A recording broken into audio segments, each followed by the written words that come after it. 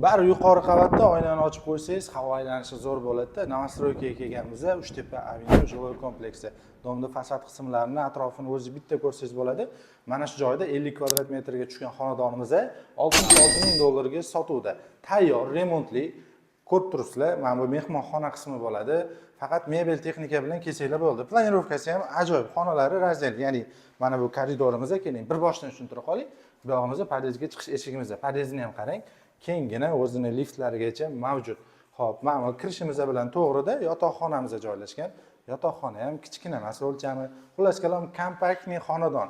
Kelib, bemalol mebel texnikani olib kirib yashasangiz bo'ladi. Sanuzelimiz samishoniy, lekin anchagina keng joylashgan. Mana bu joyimiz esa oshxonamiz bo'ladi. Xo'p, Chilonzor 26-kvartalga qaraydi, 10 qavatli bino, 9-qavatida, ya'ni 10-qavati mansarda hisoblanadi. Hop, $66 ming. Mana bu nomerlarga telefon qilib bemalol baraka qo'rsanglar bo'ladi.